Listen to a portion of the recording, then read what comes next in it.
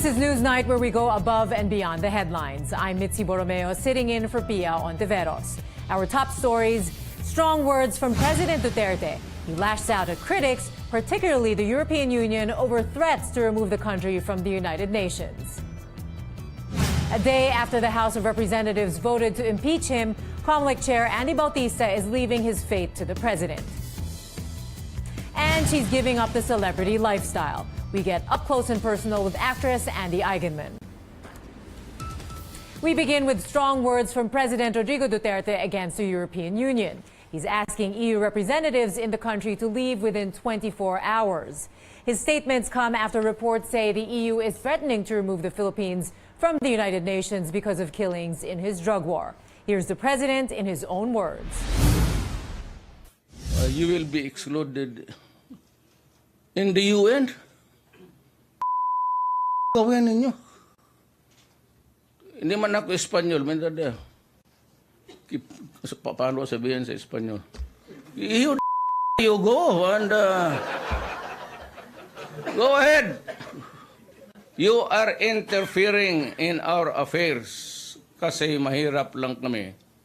Magbigay kayo ng pera, then you start to orchestrate what things should be done and which should not happen in my country. We are past the colonization stage.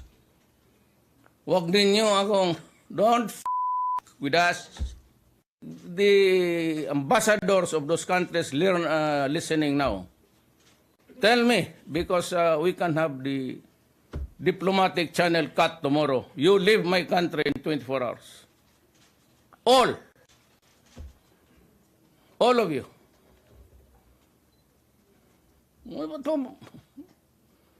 You must have taken the Filipino for granted, saying that we could be excluded. Is it your decision? President Duterte earlier tonight reacting harshly to the European Union for comments saying that they would like to remove the Philippines from the United Nations for certain comments. Now, we are now getting an official reaction from the European Union on this. A statement has just been issued tonight following these comments by President Duterte. They say the EU and the Philippines work constructively and productively together in a close partnership in many areas. And they say these comments that President Duterte was referring to were actually from a visit of a delegation called the International Delegates of the Progressive Alliance. And in fact, they do not represent the EU. So they say that they have no connection whatsoever to this group. We also have a statement from presidential spokesperson Ernesto Abella, who says that the president's expression of outrage is in reaction to statements by this 7-member delegation of the International Delegates of the Progressive Alliance. And he says these harsh words were in fact a reaction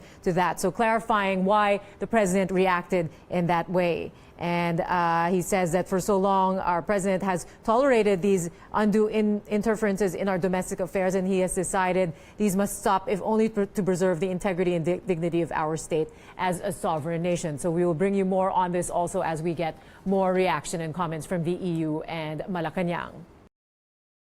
He was impeached, but Andy Bautista sees no rush to advance his resignation. It will still take effect by the end of the year. Our AC Nichols has the story. Elections Chief Andres Bautista is not going to resign earlier than planned, if only to avoid an impeachment trial. He told Malacanang he will step down by the end of the year, and this will not change unless the president says otherwise. Kasi sa aking palagay, hindi paggalang yun sa ating Pangulo. Alam mo, dapat bigyan natin ng panahon ng Pangulo na sumagot. Kung sa kanyang pasya ay dapat na akong palitan bukas, okay lang sa akin. Bautista said he discussed his resignation with Executive Secretary Salvador Medialdea before he submitted a letter to Malacanang. And they agreed it will take effect on December 31st to give the president lead time to appoint his replacement.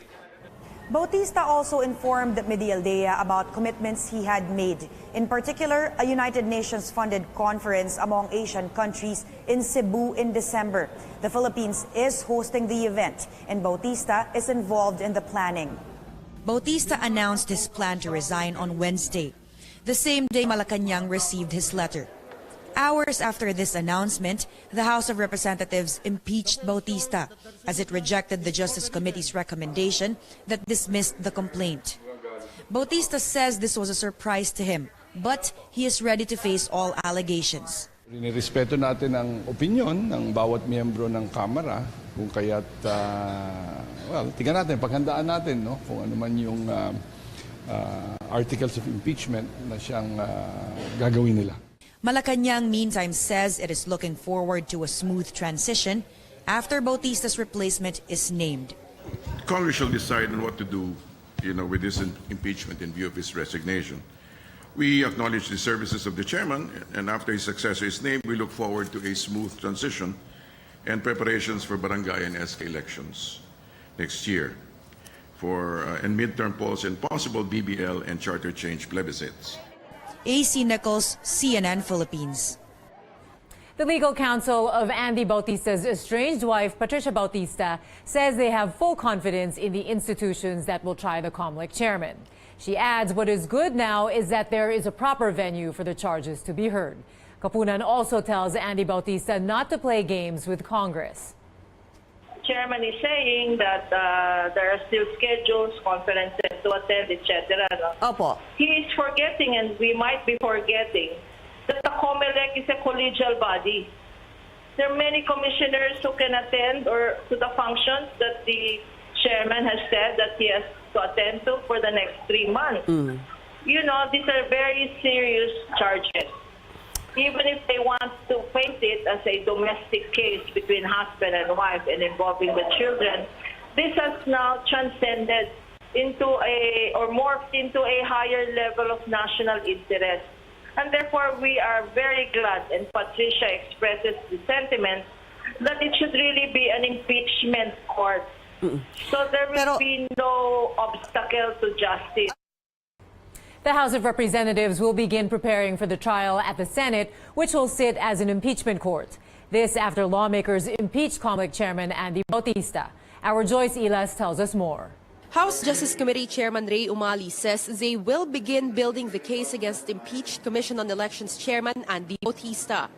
Umali says the committee will meet next week to craft the articles of impeachment that will be sent to the Senate, which would sit as an impeachment court.